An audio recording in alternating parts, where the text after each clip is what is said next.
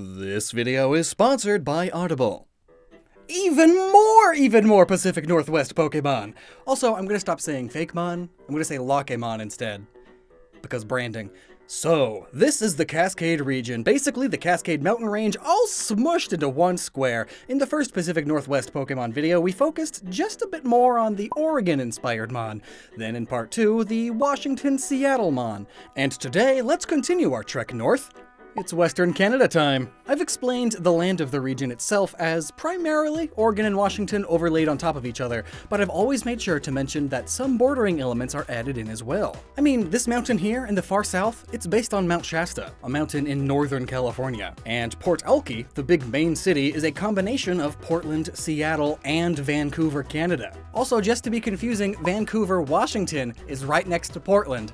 So, that makes things simple to talk about. So then, let's get started. Books!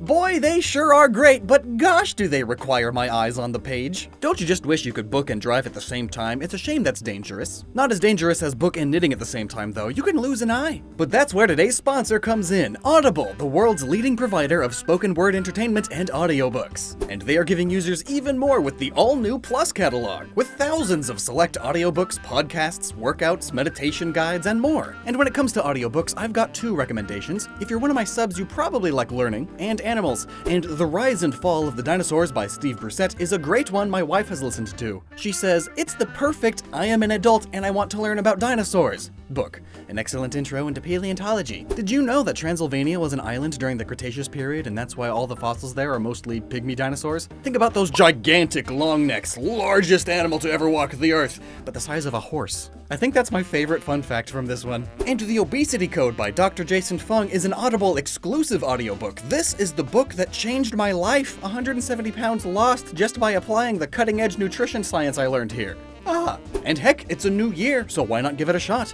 I mean, with a 30-day free trial, you have nothing to lose. Visit audible.com/Lockstin or text Lockstin to 500-500 to learn more and get started today. The link, of course, is also down in the description. Thanks a bunch. So, bears are one of my favorite wild animals, but there's already a polar bear Pokemon, and Ursaring is basically a sun bear crossed with a grizzly bear, but there's no black bear Pokemon. And I know black bears are all over the place here. I've seen them in the yard I grew up in Northern California. But as I was looking into black bears, I came across a more unique species of bear, the KERMODE bear, or spirit bear. It's a subspecies of black bear, and they are basically only found in British Columbia. In fact, it's their official provincial mammal. Now, these are in fact black bears, but there is a not uncommon gene they have that makes around 10 to 20% of them white, but not albino. Very different. But these white ones are the ones that are more commonly referred to as spirit bears. So, I wanted a Pokemon fitting of the spirit bear title, and we came up with Bearvoyance. It is a clairvoyant bear, as if you couldn't tell. Being clairvoyant means you are able to see the future through supernatural means, by the way, just so you know, in case you didn't. So, this bear is psychic ghost type, and carries around many bones, as it is a shaman bear that uses the bone reading technique for seeing the future, which is where you throw spiritually charged bones and objects in a circle and see how they land, which will tell you someone's fate. You may recognize this technique from The Lion King, as the shaman in that, Rafiki, does it at one point. Bone reading, also known as bone throwing, has been done in many cultures around the world, from the ancient Chinese to all over Africa and North America, and some even practice it today, along with things like astrology and tarot cards. This bear has a connection to the spirit world, and as it manifests that connection in a move, its black fur turns a bright white. I also like the idea of its fur just being white while the ghost or psychic type weather effects are active. Perhaps it could have a unique ability that triggers the ghost type weather effect, Cursed Winds, upon entering the battlefield, as spirits are always following it. Also, Bone Club is finally no longer Marowak's signature move. Get wrecked. Now then, white animals. Luxray is not that, but it is a lynx. And you know where lynx live? Well, the Pacific Northwest, sure, but mostly Canada. Time for a regional variant. It's Kaskade and Luxray. Now, ice type. Oh, and its previous evolutions would be white and ice type too, but I have a budget, so I didn't get them drawn. So here, it's them, but white. Hey, remember that episode where a Luxray used its body to keep a little kid warm in the snow and it died? Shame it wasn't a Cascadian Luxray, because they are built for the snow. They've got significantly larger paws that act as snowshoes, spreading out their weight so they don't sink into snow, just like real lynx. And it stores its excess cold and moisture on the tip of its tail as far away from its vital organs and feet as much as possible, and this results in water crystals forming around it, making the snowflake shape. And similar to the idea of Galarian Zigzagoon being the original Zigzagoon, I like the idea of this being the original Luxray. As Luxray moved out of the frozen north, they relied on their ice manipulation less and less, and developed electric powers in its place as it helped them gain speed and retain their sort of X-ray vision at the same time. Both are good for hunting. Now, completely unrelated, hydrothermal vents are found all over the world, but there is a huge cluster of them right off the coast of the Pacific Northwest, from Oregon all the way up to British Columbia. These vents are theorized to be one of the possible starting points of life, and if the Earth ever were to slowly become devoid of life, this would be the last place it exists. Quite awe-inspiring, the ancient power. Even if most of the life here is just tube worms. Well, let's get a hydrothermal vent Pokemon with some tube worm elements made then. This is Vendrum, a hulking hydrothermal Ventmon found deep in the ocean, though sometimes they'll walk up to the shores to catch the summer sun, which is where most trainers catch them. Its insides can sometimes reach temperatures of 800 degrees, which it can transfer into its scalding water attacks. It's so cool, it has 2 signature moves. Or I guess I could see some other Mon learning these, so they may just be new moves. But whatever. It's Aqua Vent. Essentially, it's Hydro Pump, but it also makes the opposing team lose accuracy a la Smokescreen. It's fitting of a hydrothermal vent, spewing all that smoky stuff in its water. And also, Geyser! Basically just a stronger Scald, like how other signature moves are just moves that already exist, but better. You know, it's Water-Fire type, but has a new ability I'd like to call Ancient Power. Wait, no, that's a move. Ancient Body? That works. It's a soft means of giving it Rock type as a third type, like how Delmize's ability gives it Stab with Steel type moves as if it were Steel type. Ancient Body gives it resistances to normal, poison, and flying attacks as if it were Rock type, but also adds the weaknesses of Fighting and Steel as if it were Rock type. It might be confusing for some, but I love the idea of some Pokemon getting more complex like this. It's a heck of a lot better than Pokemon getting dumber, like with Cascadian Girder and Conkeldurr. I mean, look at these dudes. They lumberjacks now. And Timber is the same. I mean, that makes these guys basically carrying each stage of log processing. We got the raw tree slices, and then we got debarked logs, and then 2x4s. Nice. The clothes may be a little too on the nose, but it's not like Sock Throw and Hitmonchan don't exist. Oh, and I have to change their type, don't I? I hadn't thought of that until now. I guess Fighting Grass. There we go. They are very green-minded. They make sure their logging is sustainable and use grass powers to help seeds grow into saplings quicker. It's the main reason the logging industry in the Kaskade region makes so much money. It's because the trees grow so much faster here. Side note, have you seen the competitive lumberjack competitions? I've got a friend in those. They're nuts. And you know what eats nuts? Rabbits and hares. And this is the Arctic hare, which lives in the Arctic. So Russia and Canada. And when bumblebees started moving north, they had to start adapting to the colder temperatures, leading to this normal ice-type Cascadian bumblebee and Diggersby. Ooh, they cute! Let's start with Diggersby. So they normally are partially inspired by the gruff construction worker and demolition man motif, with big excavator ears, a burly husky body, and muzzle resembling a 5 o'clock shadow. So with the Cascadian variant, I wanted to keep that, but show it in a different way. So here they've got the snow shovel or snowplow ears, the big burly body, the hard hat made of snow resembling the Japanese style of construction helmet, and it's using a carrot like a big cigar.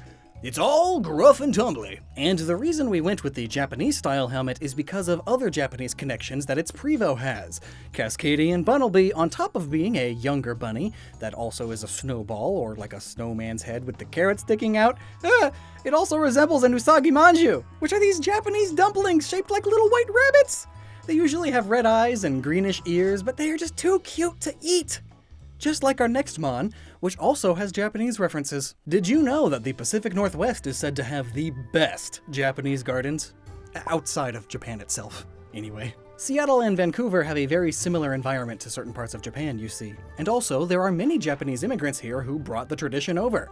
So that, combined with the game's theme of change and migration and Pokemon being a Japanese franchise and all, I of course had to reference this somehow. So now I am very pleased to share with you one of my favorite Lockemon so far. It's the Poison Fairy type Tofrog. It evolves, but we'll get to that in a second. So, at first glance, it's a frog, specifically a very young frog, as it still has its tail from its tadpole stage. And it has a maple leaf on it? What's the deal with that? Well, there are multiple deals. The Japanese gardens in these parts typically feature Japanese maple trees, as their centerpieces even. And plus, from above, this makes Tofrog look like a little Canadian flag. Big red maple leaf on a off-white square? Yeah. So why is it so cute and square? Well, because it's tofu, silly. The name comes from toad, tofu, and frog. It's Tofrog. Tofu is a very popular food both in Japan and in the Pacific Northwest. It's actually very fitting of another Pacific Northwest city stereotype, that there are just so many soy-scarfing vegans here. And it's pretty true, IMO. I didn't realize how many vegan restaurants could exist until I moved here. But what's the connection? Tofu and a frog? It can't just be because it makes an adorable guy shaped like a friend, right? Well, the idea came from this. The Tofu Kozo. It's a yokai that gets depicted in a number of ways, sometimes more human, sometimes more goblin-esque. But the main thing about it is that it has 2 or 3 toes, is moist and has a huge tongue like frogs do, and it wears traditional Japanese garb and carries around a little tiny plate with a perfect, master-crafted block of perfectly exquisite tofu on it, decorated with a single red Japanese maple leaf on top. Oh, it's so tempting and delicious looking. It is perfect in every way. The gist of it is this. It hangs out on lonely roads at night, and if you stumble upon it, it will offer you this amazing tofu. It always appears as the most amazing tofu you've ever seen in your gosh darn life. But if you accept the tofu and eat it, a fungus begins to grow rapidly inside your stomach, eventually reaching your lungs, and you die horribly. Lovely. It's a lethal, fey-like prank that poisons you. Ha ha. And that's why it's poison fairy type. Also, there are loads of poisonous frogs and toads, so it's just perfect. I just love him so much. Oh yeah, and I said it evolves. Well, this is Kaskade. It is the Tofu Kozo mixed with the frog, but with Kasa Obake elements added in. That's the umbrella yokai that you see everywhere. Very iconic. Kaskade sticks maple leaves to its sticky body to make its bushy disguise, and it even sticks some hardened leaves together to make its hat. It does this so that it can hide in piles of autumn leaves, as its absolute favorite thing to do is pop out and surprise travelers, usually resulting in a prank, which usually results in them just battling and poisoning all of your Pokemon. Like, thanks. Thanks a bunch, Kaskade. Oh, and here's what it looks like underneath all that foliage. Its poisonous tongue is now too large for its body, and its lily pad feet are wide enough for it to hop across water. Now, maybe it's just because I just love frogs, but I really like these two. Oh man. Now then, one last Lockemon for the day. Now, I'm sorry. We have to end this at some point, but this is fun. So, Port ALKI is a massive city. I mean, 2 gyms, the Pokemon League, several corporate headquarters. It's basically like a mini wild area on its own. So I was thinking, what other sorts of Pokemon would inhabit the city itself? I mean, rats, trash, human-esque Pokemon, bugs. Ooh. So how about a raccoon? And no, Zigzagoon is not actually a raccoon. It is a raccoon dog. Big difference. See? Also, at this point of all of the Lockemon made, I noticed a lack of fire types. So it's fire type raccoon time. This is Koonsoom. Clink, clink! A fire steel type raccoon that prowls through the city at night, stuffing its face with all of the burnable garbage it can. At first, they were considered pests, but after realizing how well they worked as janitors, the city actually encourages their prowls now. So these little dudes are basically walking incineration plants. Vancouver is partially powered by burning trash, and also in recent years, British Columbia has had a bit of an issue with its trash. one that has given them unfavorable international attention. For years, they've been shipping their trash and recycling overseas to Southeast Asia just to be burned in a pile, poisoning the air and soiling their rivers, because doing so is actually a lot cheaper than recycling, or just dealing with the trash. Isn't capitalism great? But now their recycling is too dirty, even for the lower standards that the Philippines have. So there were protests and things, and eventually it got shipped right back to Canada. And so now they've invested a ton of money into more trash incineration power plants. And I took this extremely serious eco-controversy, and I turned it into an adorable raccoon. Look, its little grabby hands are like those junkyard claw things. And its butt! It's an incinerator smokestack! I'd for sure give it the ability Stench, or Aftermath, and I'd want a signature move where it eats its own berry and steals its opponent's held item to replace it, and if that winds up being a berry also, it eats it too. All the while, maybe it does a little bit of damage. Not much, like power 10, power 20. I mean, it just ripped the item out of your hands with its very sharp metal claws. Ouch. But I mean, raccoons are seen as voracious little thieves, so it's perfect. And I love this little guy too. Not as much as Tofrog. But it's very close. But what do you think? I've actually shown almost all of the mons so far now. At least all of the mons from the first set of commissions I did. So if you've seen the rest of the whole playlist this video's in, which are your favorites? Which ones do you really not like? Let me know down below. And until next time, never stop using your noggin.